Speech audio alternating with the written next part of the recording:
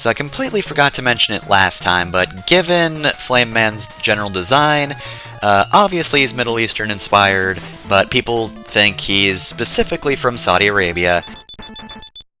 Anyway, here's Centaur Man. He's definitely the Greek representative. So, Flame Man's weapon is pretty helpful. It shoots a small shot, and then creates a flame pillar, either on the floor or the wall.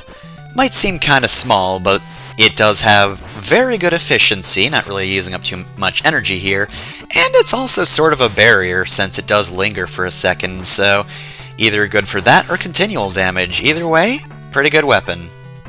So, this stage in general, I'm not the biggest fan of the song, but it is good. I like what the instrumentation does, I like that it exists. It is not my favorite to listen to, but I think it's a cool, well-made song. That does things that, Mega Man songs don't usually do, and I almost fell in spikes there. Otherwise, definitely fond of the aesthetics here, because I do so love a good-looking water level, and man, this stage is just gorgeous. I'm very fond of it. Not fond of this guy, however, who's just out of reach of Flame Man's weapon. I mean, maybe I could have hit him, but it's kind of a risk at that point. And at some point there's actually going to be a really cool level gimmick, which, don't know what it has to do with centaurs, but it's cool nonetheless.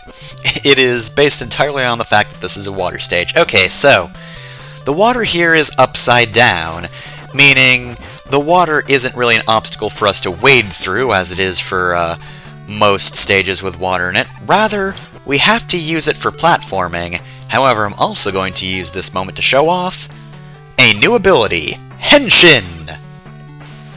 This is Power Roll. So yes, by combining with Tango, you can get a new ability with Roll. I got this in the last stage, Flame Man stage. Because all of the abilities in this game are tied to Henshins, you don't start with Rush, or in this case, Tango Coil, meaning you don't have that extra spring jump, but I feel like this game is adjusted so that you really don't need a Rush Coil equivalent. You don't need Rush Coil or Rush Jets. You don't need those to necessarily break stages like you would in previous Mega Man games. There is a Rush Coil/Jet equivalent, and it is also very fun to use.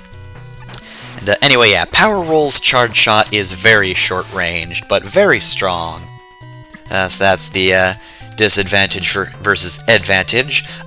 In addition, however, there is one huge downside to the Henshin forms, and that's the fact that Roll cannot slide when combined with Tango, which honestly really sucks.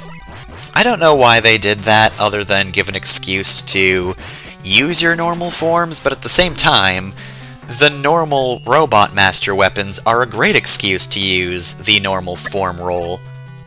And we can't get to that door.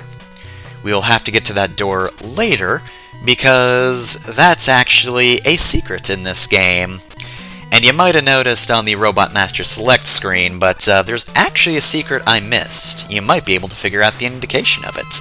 Anyway, here's Centaur Man. I like his design because, his design is based on mythology, and I studied a lot of Greek mythology, so once again, I've mentioned this before, but I'm biased. Battle-wise, I hate him, because he's the time-stop boss. So you want to hang around the center of the arena. Pretty much, your focus in this battle should be finding the sweet spot where you won't be hit by his spread shot, and always hanging out there because he will time-stop you, and if you're not at the right place at the right time, you'll just get hit. In addition, when he unstops time, he will typically charge forward, and that's actually really hard to dodge. He starts moving so fast you do not get a lot of time to react to him. All around, Centaur Man's just kind of a dick. Cool design, though. I cannot emphasize that enough. As I've said, one of my favorites in this game. Pretty inspired, and just kind of fun. And again, it's not boring like Flame Man's is, because you don't see a lot of centaurs roaming about in the world. There's no centaur stereotype, as far as I know. Perhaps you should ask the furry community instead. They might know better. But yeah, that's about it for the episode. We tore that boss in half. But that's more or less how the Centaur was designed in the first place, so I guess we're just back to square one.